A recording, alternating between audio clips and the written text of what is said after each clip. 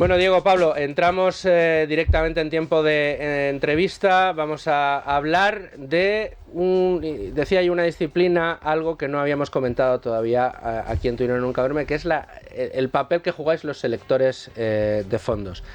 Y gestores. Y gestores, bueno, en este caso gestores también.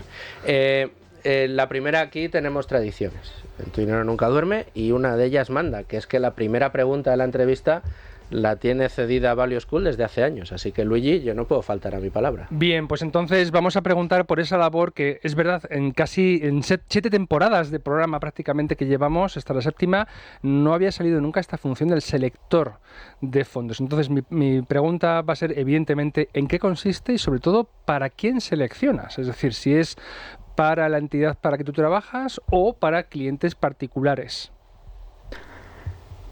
Es para todo. Es decir, al final Unicaja tiene un producto que son fondos de fondos, donde va el particular y decide invertir su dinero, sus ahorros. Entonces, al final, ¿qué hacemos los gestores en selectores de fondos? Pues al final lo que intentamos es el dinero que tiene el partícipe, es distribuirlo de la manera más eficiente posible. Al final, un colega de mercado me vino un poco a contar, como hace muchos años, como para niños, en qué consiste el mundo del sector de fondos. Al final es como un restaurante. Al final tú decides, a ver, yo quiero comer paella, pues me busco una buena paella. ¿Dónde hay? En el mejor restaurante posible, pues es una gestora de fondos. Un restaurante es una gestora de fondos. Entonces, una vez que ya decides dónde quieres comer, decides de qué quieres la paella. ¿Quieres la paella de marisco, de pollo, de verduras o un poco de todo? Al final, una vez que ya determinas lo que quieres, dices, yo quiero que Diego Rueda, de Unicaja, me gestione esto. Entonces, al final decidimos los ingredientes y el tipo de activo que quieres comprar. Es un poco renta fija, renta variable, activos alternativos, hedge fund, lo que quieras meter en la cartera, y decides los pesos. Ese es el papel del gestor. Yo creo que es un papel, a mi modo de ver, de los más complicados. Y luego ya tienes que decidir un poco qué ingredientes metes. Si te vas a un supermercado y compras pollo, compras marisco, compras caldo, compras el arroz, ese es el selector de fondos. El selector de fondos es el que va a casas como Amiral y dice, oye, quiero este fondo porque me gusta, porque le he analizado cuantitativamente y es el mejor. Entonces, al final, resumiendo, el gestor determina dónde poner el dinero y el selector en el vehículo que vas a conseguir esa rentabilidad de riesgo. Una pregunta más.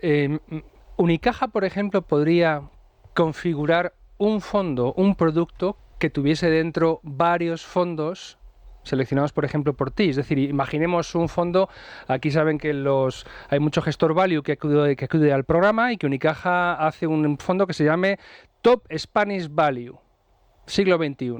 Y ahí, por ejemplo, tú mismo puedes incluir estos fondos que van a hacer parte de ese único producto. De hecho, mi principal función es gestionar fondos de fondos. Un fondo de fondos multiactivo, es decir, que es un fondo que, como tú dices, compra fondos de otras entidades. Yo creo que en cartera podemos tener en torno a 60 fondos, o sea que de 60 gestoras.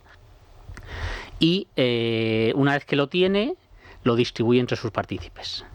O sea que eso es y yo creo que es es el grueso del patrimonio de la gestora. O sea, que un partícipe que quiera tener, por ejemplo, un fondo en su cartera o máximamente concentrada en value, puede tener, por ejemplo, este fondo que me acabo de inventar. Esa es la parte, el ingrediente de value está cubierto con este fondo que tiene 8 fondos top value. Exacto. Vale. Pablo, desde Amiral Gestión nos habéis propuesto, y este es, digamos, el leitmotiv del programa de hoy, abrir las puertas de la industria a todo nuestro público para poder explicar y que cada uno de nosotros comprendamos las funciones de los diferentes puestos o posiciones clave dentro del sector. Para una gestora como es Amiral, de la que tú formas parte como una de sus principales cabezas visibles en nuestro país,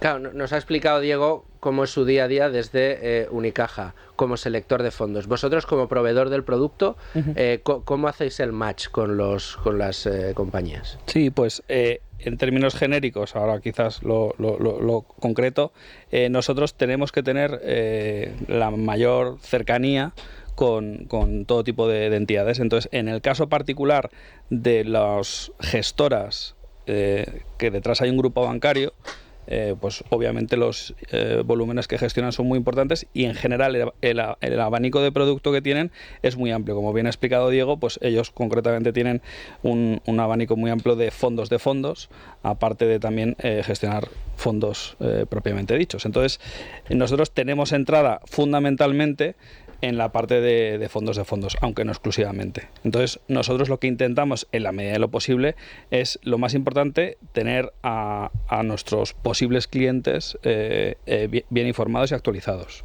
Siempre que, por ejemplo, nosotros traemos a equipos de gestión de nuestras oficinas de París, pues intentamos, obviamente, ver quién puede tener más apetito, más interés en ese momento concreto por ese tipo de activo, pero en la medida de lo posible es muy útil, tanto para ellos como para nosotros, el que haya una conversación de gestor a gestor, de selector de fondos a gestor, en nuestro caso, porque obviamente ellos, dentro del proceso de toma de decisiones y del proceso de selección, uno de los aspectos que siempre más valoran y que más tiempo le dedican es aspectos cualitativos, no cuantitativos. Y entonces entender muy bien cómo es el proceso de inversión, entender pues la trayectoria que han tenido los gestores, cómo piensan, en qué se fijan, en qué aspectos se fijan a la hora de invertir en compañías o a la hora de analizar bonos, aunque normalmente pues nos sentamos más con Diego para hablar de renta variable, pero da igual el tipo de activo. Entonces, para nosotros es muy importante el ser muy cercanos, el ser muy transparentes, el explicar, el abrir las tripas de, oye, nosotros hacemos las cosas de esta forma, tenemos estos criterios a la hora de elegir compañías, y ya aterrizándolo, en estos momentos tenemos pues este posicionamiento, tenemos un posicionamiento más agresivo, más defensivo. Nosotros, por ejemplo, pues ahora uno de las tipologías de activos que vemos más baratas son las compañías pequeñas, las small caps. Pues nosotros, a diferencia de otros competidores, pues tenemos una cartera más bien prudente. Tenemos un porcentaje no menor de compañías con caja neta, que tienen tesorería. Pues el intentar tener a gente como Diego lo más actualizados posibles de ese posicionamiento, pues para nosotros es muy importante, y lógicamente para ellos, siempre que vienen equipos de gestión de fuera de España, pues es muy útil el sentarse con ellos. Entonces, sobre todo es un tema de, en la medida de lo posible, tener una fluidez de la información, accesibilidad a las tripas de los productos. Pues esto es un coche, por ejemplo, pues es muy fácil, pues tú ves las especificaciones, no hay que sentarse con un ingeniero para decidir qué coche, pues tú ya tienes más o menos la información.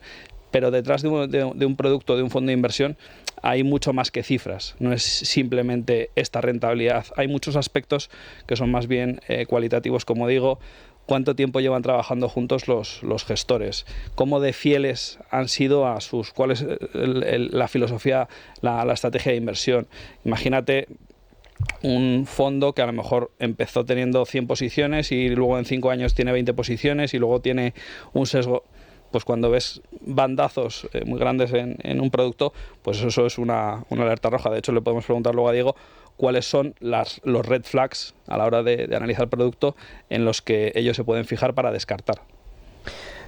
Yo, Diego, me ha gustado mucho el símil que has utilizado, el del restaurante, porque además es esa doble función, ¿no? El restaurante, luego a la hora de seleccionar primero el menú adecuado para el cliente, la selección de los productos por parte de los proveedores, preparar la paella y el producto en cuestión. A mí me gustaría, en esta doble vertiente, este doble papel en el que trabajas, que representas, que es el de gestor y de seleccionador de fondos, me gustaría centrarme en el de seleccionador de fondos. Selector de fondos. Como selector de fondos, ¿cuáles son los fondos que más te gustan? ¿Cuáles son las condiciones que deben tener los fondos para poder ofrecerlos a vuestros clientes?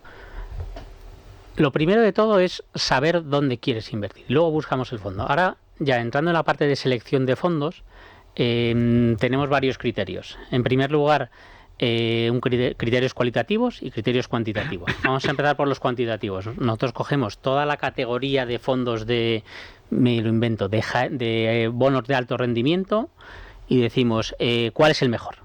Cogemos criterios matemáticos donde analizamos rentabilidad a 3 plazos distintos, 1, 3 y 5 años, volatilidad a 1, 3 y 5 años, pues yo creo que son hasta 15 ratios. Y ponderamos por lo que consideramos que es más importante. Yo no lo escondo, ahora mismo lo más importante para nosotros es el corto plazo, dada la volatilidad que hay en el mercado. Entonces, ponderamos más los datos a corto plazo. Una vez que ya hacemos un filtro, yo que sé, una categoría suele tener en torno a 70, 80 fondos, pues cogemos los 2 primeros cuartiles, es decir, del 1 al 40.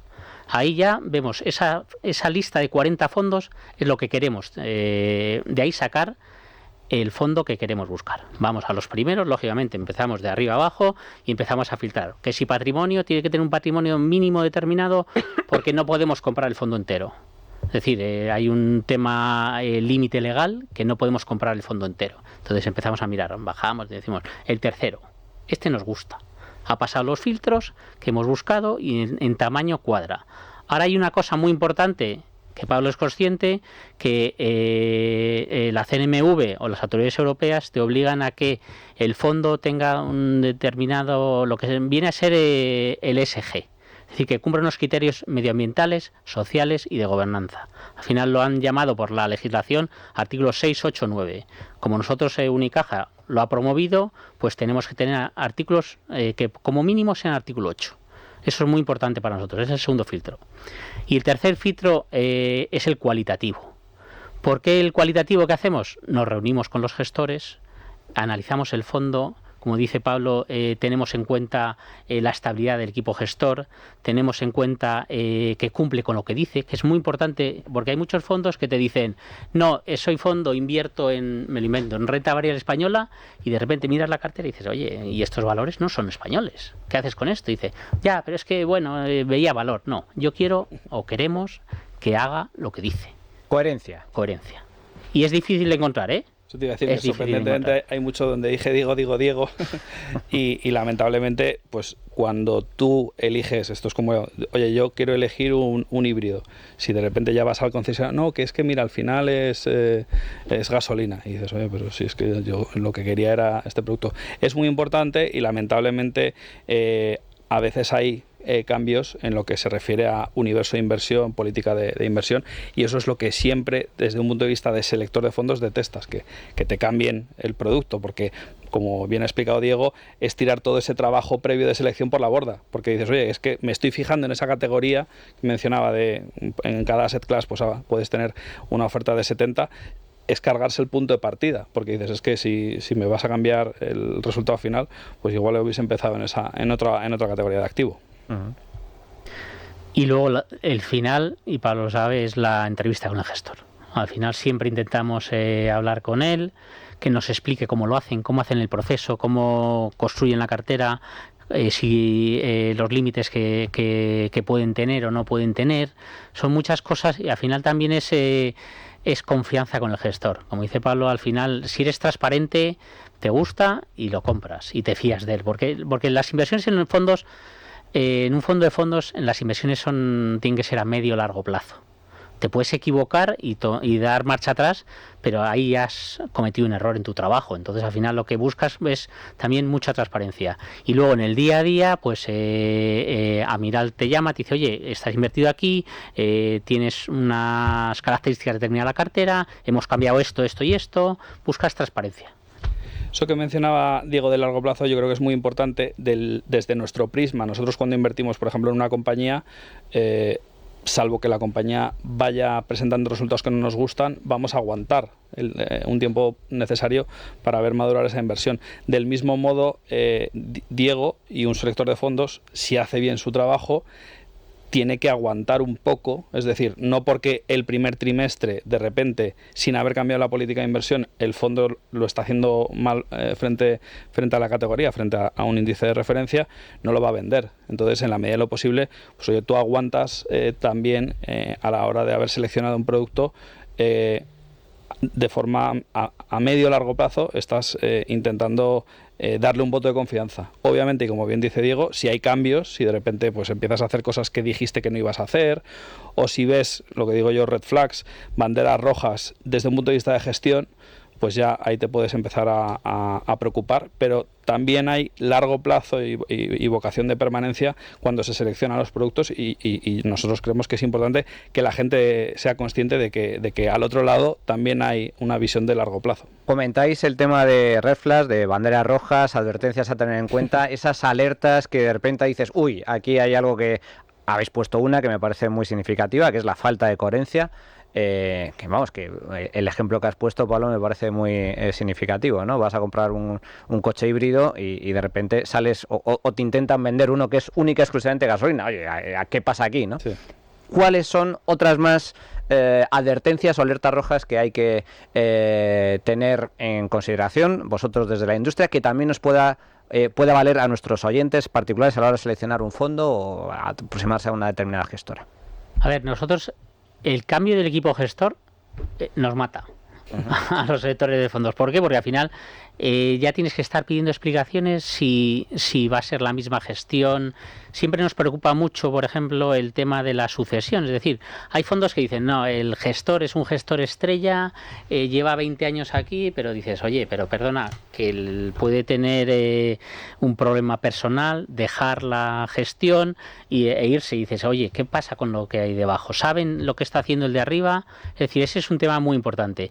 Otro tema que también nosotros nos preocupa es el tema de repente te llega una noticia y te dice, no, que es que hemos cambiado la política de gestión del fondo, que es muy raro que pase y ahora vamos a invertir también en este tipo de activo. Oye, pues ahí también hay que tener cuidado porque cuando todo va bien es perfecto, pero como algo se complique, te va a subir el peso de ese determinado tipo de activo y te puede complicar la gestión. Entonces, ese es otro aviso que miramos. Luego también movimientos intradía. Es decir, al final, de repente, las small caps que decía Pablo, caen un 5% en un día, en un mal día, lo ves y dices, oye, que el fondo ha subido un 5%. Dices, oye, qué bien. No, qué bien. No está diciendo lo que tú quieres. Te has equivocado a la hora de seleccionarlo, pero dices, está subiendo un 5, esto cae un 5, lo está haciendo no como yo quiero. Esa es otra red flag que miramos. Uh-huh. Domingo. ¿Y qué es lo que piden los clientes? ¿Qué es lo que... es decir, el cliente español en concreto, de un fondo de fondos, pide que cambie, pide que tenga muchos, pide que le dé seguridad? ¿Cuál es la petición más clásica en esta relación en la industria y también con el pequeño cliente que podáis tener en Unicaja? El cliente quiere coherencia. Es decir, yo soy partícipe de los fondos de Amiral a través de los productos que gestionan Unicaja y yo le pido coherencia. El cliente a nosotros nos pide coherencia. Nosotros tenemos muchas reuniones con los asesores de la red, con banca privada, y nos piden que seamos coherentes con lo que marca la política del fondo y que seamos transparentes. Es decir, que me digan, si yo digo que estoy un 20% invertido en renta variable, que esté ese 20%. Que si no es ese 20%, es 30%, que lo cuente. Es un poco lo que nos pide el cliente. El cliente asume que en los fondos, en cualquier tipo de fondos, puedes perder dinero. Entonces, al final, si tú le explicas bien lo que está pasando, él tiene que tomar la decisión de decir, oye, pues no me gusta, lo está haciendo como yo quería, pero no estoy convencido, me voy. Entonces, al final, pero lo piden coherencia, piden transparencia, piden que hagas lo que dices. Entonces, al final, es un poco lo que nos demandan. Eso es complicado, quiero decir, porque en un fondo de fondos es coherencia tuya y coherencia de todos los fondos. Sí. Claro, tú eres la puerta de entrada a asegurarle al cliente de que esos fondos van a hacer lo que más o menos le has propuesto y el cliente se fía de que... porque, claro, tiene que decir quiénes son todos estos que hay aquí detrás. Claro, pero ese es un poco nuestra labor como selector de fondos, es decirle, oye, yo conozco o intentamos conocer, lógicamente, recordamos temas de Madoff, le pilló a mucha gente muy importante de la industria. Lógicamente, siempre tienes ese punto de que puede haber algo detrás. no lo sabes. Pero también está nuestra función de pedirles transparencia y analizar muy a fondo. Nosotros podemos tardar 4 meses en analizar un fondo. O sea que sí que nos metemos hasta el fondo valga la redundancia, del fondo, porque necesitamos saber lo que tiene, porque nuestros partícipes al final es lo que demandan. O sea, casi como vosotros hacéis, Pablo, dentro de la gestora con las acciones y las compañías, el estudio incisivo, vosotros, Diego, lo hacéis con los propios fondos. Totalmente. Sí, misma filosofía, lo único que nosotros lo aplicamos efectivamente a las compañías y ellos lo aplican a los fondos. No, lo que iba a decir es que precisamente como es una cadena muy larga, desde el cliente final, su banquero, etcétera, etcétera, hasta el selector, en el caso de Diego, lo que hay que evitar es el teléfono escacharrado. Entonces, si el cliente final dice, yo quiero esto, hasta el producto, hasta el fondo de fondos, se trata de que en toda esa cadena se respete y, como bien decía Diego, haya coherencia y armonía, y no hayas pedido una paella valenciana y te traigan un arroz al forno, que no sé si la gente lo conoce, pero es bastante distinto Muy distinto, sí. a una paella valenciana. Oye, Diego, y por regresar a la función de gestor de carteras para clientes de banca, por ejemplo, particular o de banca con grandes patrimonios. Yo he escuchado a algún gestor de reconocido prestigio en España plantear que esta industria de los servicios financieros es una en la que se cumple una regla que es contraria a la sabiduría popular, y es que aquí el cliente no suele tener la razón. Es decir, el cliente suele venir influido por lo que ha leído en el 5 días en la expansión, aquello en lo que invierte su cuñado, lo que ha subido fenomenal el mes pasado. No sé hasta qué punto os vienen con este tipo de peticiones o influidos por ellas, y es vuestra labor decir, mira, una cosa es lo que usted quiere, otra cosa es lo que usted necesita para los objetivos que me está planteando, ¿no? Lo cual demostraría que, en este caso, el cliente no siempre tiene razón, y parte de la labor del gestor es explicarle por qué lo que le conviene puede ser distinto. Buena pregunta. El tema está en que nosotros al final tenemos un chascarrillo. Nosotros somos un equipo de gestión, somos 7 personas, cada uno renta fija, renta variable, y yo estoy en la parte, con otros compañeros, en la parte de fondos. Al final hay una palabra que no la he oído nunca, pero la utilizamos nosotros, que se llama cresting. El cresting. No existe la palabra. Yo estoy convencido que no existe la palabra. O sea, nos la hemos inventado. El cresting al final es el cliente que coge, vende cuando todo, compra cuando todo está cresta, subiendo, digamos, exacto, y vende cuando todo está por los suelos. Esa es un poco la labor del gestor, de la gestora, informarle al cliente que la inversión es a largo plazo, punto 1. Punto 2, que se tiene que leer bien lo que está comprando, porque al final el trabajo del gestor de fondos es darle al cliente lo que ha pedido. Bueno, en fondos de fondos o en cualquier tipo de producto. Es decir, si quiere comprar renta variable española, el gestor, el cliente, sabe que está comprando renta variable española y él ha tomado la decisión de comprar renta variable española. Y como decía antes, si el mercado cae un 5 y tú subes un 5, ojo, pon una bandera roja, porque ojo que no está haciendo lo que tú quieres. Entonces es un poco la labor nuestra, es decirle, oye, selecciona bien tu producto, ten en cuenta el dinero que puedes perder o que quieres ganar, y a partir de ahí elige el producto. Y una vez que ha elegido el producto, nosotros le tenemos que dar lo que él ha pedido, no otra cosa. O sea que el cresting es el partícipe medio de Magellan Fund, del fondo de Peter Lynch, perdió dinero. No todos los partícipes perdieron dinero, que eso es un bulo que se extendió, pero sí que es cierto que, curiosamente, el partícipe medio, con un 29% de rentabilidad anualizada durante 13 años, perdió dinero. Una vez por el cresting. Bueno, es el sesgo del inversor, eso está más que estudiado. El cresting yo creo que lo vamos a patentar. Os lo cogemos. El royalties de Nica. No, pero es importante porque una vez más entramos en la importancia de la psicología de la inversión, ¿no? Y hay mucha gente que, por desgracia, pues eso, compra cuando todo está caro por las nubes y vende cuando en momentos de pánico, donde todo está especialmente barato y puede haber grandes oportunidades. A mí me gustaría precisamente centrarme en este último punto, productos concretos. Ya ha salido durante la entrevista, y en este caso es una pregunta dirigida a los dos. Small caps. ¿Veis claramente oportunidad de precios atractivos, potencial de revalorización a medio y largo plazo? ¿Por qué está especialmente atractivo el ámbito de small caps? Bueno, como dice Warren Buffett, no le preguntes a un peluquero si necesitas un corte de pelo.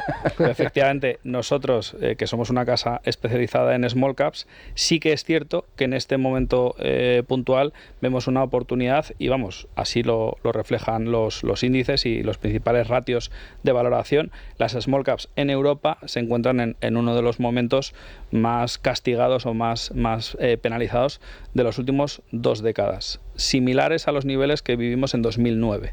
Entonces, si uno no cree que estemos atravesando un periodo parecido al de post-gran recesión, pues nosotros creemos que están injustamente penalizadas. En general, la inversión en small caps siempre da cierto vértigo porque la gente asocia erróneamente que si inviertes en una compañía más grande estás más protegido que invirtiendo en una compañía más pequeña, pero lo cierto es que las ventajas competitivas no tienen que ver con el tamaño. Ahí tenemos compañías como General Electric o IBM, que en su momento eran auténticos gigantes, y su ventaja o su posición competitiva se vio seriamente dañada a pesar de ser compañías muy grandes, y por el contrario hay compañías muy pequeñas que son líderes mundiales en algo, en un nicho muy mucho más pequeño que el de estas grandes compañías, pero que tienen las mismas propiedades, tienen una recurrencia en los ingresos altas, tienen esa posición competitiva sólida, unos márgenes buenos, o sea que el invertir en compañías pequeñas, bajo nuestro punto de vista, no está reñido con hacerlo de forma prudente. Y efectivamente en estos momentos vemos una muy buena oportunidad. Llevamos ya tiempo diciéndolo, o sea que no estoy diciendo nada nuevo, pero sí que es cierto que el mercado, bajo nuestro punto de vista erróneamente, está tardando en purgar esa anomalía o esa ineficiencia. Lo que sí que sabemos es que a largo plazo hay reversión a la media y cuando las cosas están baratas el mercado las termina poniendo en precio. ¿Cuándo lo va a hacer? No tenemos ni idea. Por eso mencionaba antes que desde nuestro punto de vista hay 2 aspectos que priorizamos mucho, que es que sean compañías con poca deuda y que sean líderes, porque si hay una crisis, hay una recesión, pues creemos que ese perfil de compañías van a estar más protegidas. ¿Y tú, Diego, desde vuestro punto de vista? A ver, sin ser un especialista en small caps, pero nosotros, Pablo lo sabe, estamos empezando a construir posiciones en small caps en los fondos, porque al final, a finales del año pasado, recordar que las small caps en Estados Unidos subieron cerca de 15-20%. ¿Por qué? Porque al final se rumoreó o salió a mercado que la Fed iba a bajar tipos. Entonces al final, con bajadas de tipos y la economía sana como la americana, las small caps vuelan. ¿En Europa qué pasa? Europa, en nuestra opinión, o en mi opinión también, que esto es un poco personal, yo creo que el Banco Central Europeo va a bajar tipos antes que la Reserva Federal. Entonces, si sumas eso con que Europa, vale, está sacando cifras, hoy ha sacado cifra, creo, de crecimiento de 0,4%, bajitas, pero no se está metiendo en recesión. Entonces, si sumas eso con que el Banco Central Europeo va a bajar tipos, yo creo que las small caps lo tienen que hacer bien. El problema está en la volatilidad, que al final, como dice Pablo, lo asocias a un valor muy volátil, a una acción muy volátil, hay que ir con cuidado. Y la mejor manera para eso es empezar a construir la posición poco a poco.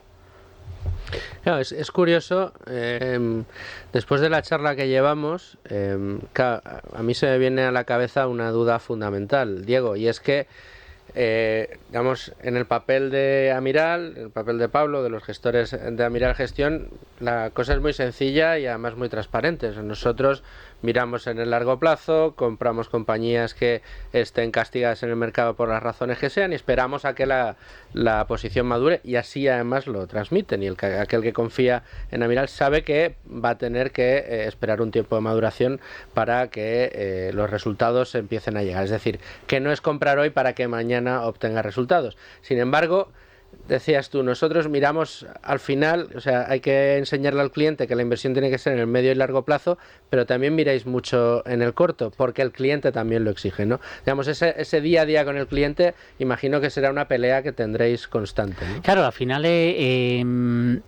Es muy importante. Quiero pensar, te contratan un fondo de fondos, pasan 4 meses, 5 meses, tienes malos resultados, tendrás ahí a los bancos de inversión llamando, ¿qué pasa, Diego? Aquí, ¿qué está pasando, no? ¿Qué está pasando? El por qué. Pero volvemos un poco a lo que decíamos antes. Al final, es fácil pedirle al partícipe que esté en la inversión 2-3 años invertido en el fondo de fondos. Pero al final es verdad que se demuestra que ganas dinero. Pero nosotros a la hora de gestionar y seleccionar fondos jugamos con el corto plazo. ¿Por qué? Porque es muy importante también el acertar en la toma de decisiones. Al final es psicología. Es decir, a mí nos pasa muchas veces que metes un fondo, de repente el mercado te ha dado la razón, ha subido las small caps americanas un 10% y dices, fenomenal, pues ya te olvidas y vas mirando otra cosa que no esté funcionando. Pero puede pasar que compres un fondo o una idea de small caps asiáticas, no te funcione, empieza a caer y ya metes la psicología y dices, no, me he equivocado y no tienes paciencia. Y a mí me pasa, y no tienes paciencia, vuelves a reanalizar por qué las metiste y dices, creo que me he equivocado. Entonces ahí hay que ser claro con el partícipe y decirle, oye, me he equivocado. No pides perdón porque al final es una decisión, no tenemos nadie la bola de cristal, pero dices, oye, me he equivocado y hemos dado vuelta atrás y hemos ido por aquí otra vez. Entonces, claridad, coherencia, transparencia es lo que necesitan los partícipes. Y como bien dice Diego, nosotros también en la parte de selección de compañías, cuando te equivocas, una de las cosas más importantes es actuar muy rápido, decirlo abiertamente y salir de ahí. En ocasiones, pues Diego mencionaba el caso de la renta variable asiática, pues por ejemplo ha habido muchos inversores que quizás se han equivocado con el peso que tenían en China, con la filosofía de inversión que tienen o la estrategia que tienen a la hora de abordar el tema de China y se han dado bastantes tortas. Simplemente por explicar que si una masa de clientes empieza pues a decir, oye, no hablan directamente con Diego, el interlocutor, que quizás esa figura la podemos ver otro día, hablan con su banquero o con su asesor de inversiones. Muchos asesores de inversiones que tengan un mismo mensaje pues van a hablar con su responsable y luego ese responsable pues a lo mejor es un director comercial o roles similares dentro de banca privada, van a hablar con el equipo de gestión y les van a decir, oye, que estamos teniendo muchas críticas por A, por B, por C, y luego ahí es donde tiene que haber un tira y afloja de, oye, que es que nosotros estamos convencidos de que esto es lo correcto. Eso es un poco lo que decía Luigi, de a veces en esta industria el cliente no siempre tiene la razón. Y ahí en ese tira y afloja, que obviamente pues hay en ocasiones tensiones, lo que tiene que prevalecer es la coherencia o la sensatez a la hora de invertir. Por eso es muy importante el invertir a largo plazo. Es que dice Pablo, el flujo de información en una entidad hasta que llega a mi mesa, pues puede pasar por 6 o 7 departamentos. Llega el cliente, no está contento, se queja en la sucursal, el de la sucursal pasa al director comercial, del comercial al territorial, del territorial a mi jefe de inversiones o a mi director general, del director general al CEO de la compañía y del CEO a mí. Teóricamente el CEO sabe perfectamente lo que está pasando, pero bueno, nosotros lo analizamos más en profundidad. Es un flujo enorme, pero porque al final es imposible para un gestor estar pendiente del cliente. Hacemos reuniones con banca privada porque son más un grupo más pequeño, pero el flujo de información es muy importante mantenerlo. Bueno, pues un día importante en Tu Dinero Nunca Duerme. Nos habéis abierto una puerta a una parte de la industria que no conocíamos, que nos era ajena y que denota que existe un trabajo enorme detrás por parte de las compañías y que también obliga a otra parte del sector, en este caso a las propias gestoras, a tener siempre bien aseados sus productos, buena transparencia y a los equipos gestores pues ahí disponibles para que puedan hablar y charlar también con los propios selectores de fondos y con los gestores. Diego, muchísimas gracias por estar con nosotros. Espero que no sea la única vez que vengas. Espero que, yo encantadísimo y muchísimas gracias. Más veces y a seguir hablando de estas Bueno, pues estas cosas que a veces se nos olvidan, ¿verdad, Manolo, Domingo, Luigi? No que no se nos olviden, sino que no hemos tratado en profundidad y que es una parte de la industria pues muy bonita también para conocer cómo van funcionando esas tripas que en muchas ocasiones nos olvidamos de ellas. Pablo, muchas gracias a ti también. Gracias por aceptar la propuesta de abrir un poco las tripas de la industria. Bueno, pues aquí transparencia. Aquí sí que la Como debe tenemos. ser. Muchas gracias. Y además, mira, una pista cuando tengas ahí que aleccionar un poco a los clientes, oye, que escuchen Tu dinero nunca duerme y seguramente Por supuesto. vengan ya con las ideas de largo plazo encima. Diego, Pablo, muchísimas gracias a los dos.